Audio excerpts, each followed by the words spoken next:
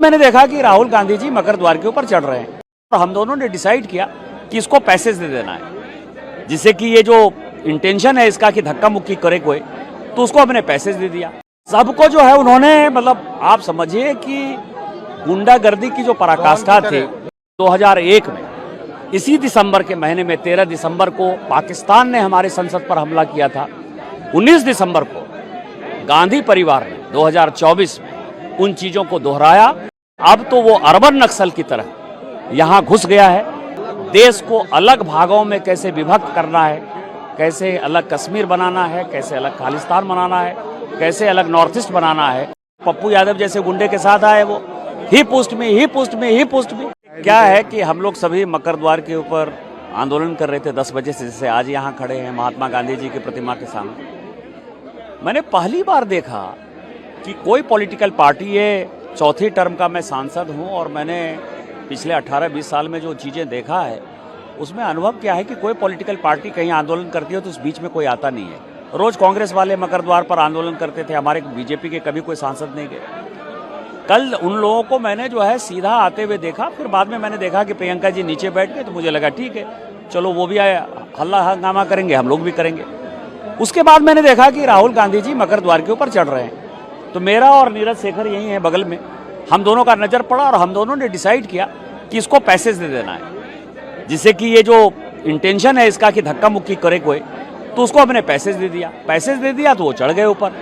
चढ़ने के बाद उन्होंने कोनियाक को, प्रताप सारंगी जी को, हमारे बगल में संतोष पांडे जी हैं, इनको, मुकेश राजपूत जी को, ये तो बेचारे बच गए, धक्का तो इनको लगा। और ये इन सबों को जो है, संबित पात्रा भी वहां खड़े थे, इनको भी धक्का लगा। तो सबको जो है उन्होंने मतलब आप समझिए कि गुंडागर्दी की जो पराकाष्ठा थी, जब वो चढ़ गए ऊपर तो फिर उनको धक्का मारने की ऊपर आवश्यकता नहीं थी।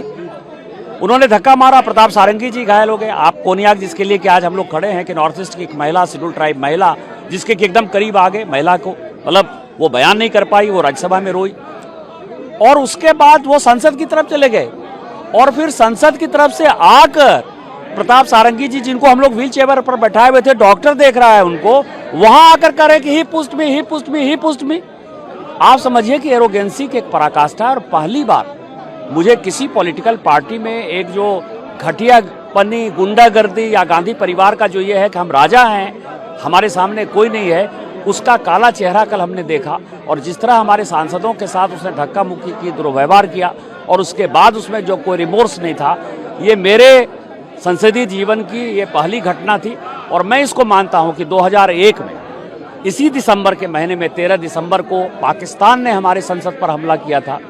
19 दिसंबर को गांधी परिवार ने 2024 में उन चीजों को दोहराया और अब तो वो अर्बन नक्सल की तरह यहाँ घुस गया है।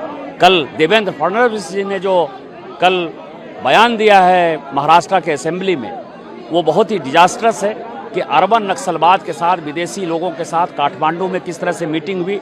और जितने ये मुद्दे हैं, चाहे वो मुद्दे कास्ट सेंसस का उठा रहे हों, अंबेडकर जी का उठा रहे हों, ईवीएम का उठा रहे हों, पेगासस का मुद्दा उठा रहे हों, अडानी का मुद्दा उठा रहे हैं, ये सारे मुद्दे कैसे उठाकर देश को अलग भागों में कैसे विभक्त करना है, कैसे अलग कश्मीर बनाना है, कैसे अलग खालिस्तान बनाना है, कैसे अलग नॉर्थ ईस्ट बनाना है, ये जो विदेशी ताकतों के साथ सोरोस का मुद्दा मैंने उठाया था, ये राहुल गांधी और कांग्रेस पार्टी है, ये बहुत ही दुर्भाग्यपूर्ण है और देश को समझने वाली है। और मैं तो माननीय प्रधानमंत्री जी से आग्रह करूंगा कि हम लोगों की बात माने और इस पर एक बड़ी कमेटी जो है, एक जांच कमेटी बैठानी चाहिए और ये जितने देश तोड़ने वाले लोग हैं उन सबों को सलाखों के पीछे डालना चाहिए। सर, आपने कोई नोटिस वगैरह भी दिया है या इस पूरी घटना को लेके, जिस तरह से पूरी घटना? मैंने प्रिविलेज मोशन दिया है, क्योंकि कोई भी सांसद यदि बोलता है पार्लियामेंट के अंदर तो वो अपनी बातें कहता है और उस बातों को तथ्यात्मक तौर पर ही आपको पूरा वीडियो डालना है।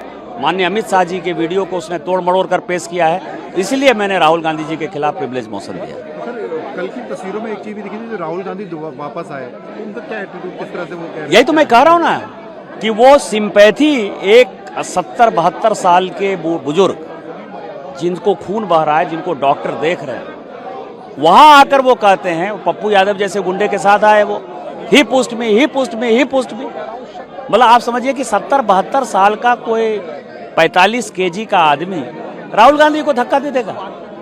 और राहुल गांधी जी सिंपैथी के एक शब्द, मान लीजिए धक्का दे ही दिया आपको, तो सिंपैथी के एक शब्द तो बोलते हैं। ये एरोगेंसी है। ये दिखाता है कि गांधी परिवार अपने आप को आज भी ये मानता है कि वो राजा है, राज करने के लिए आया है और वो जीवन में कुछ भी कर सकता है।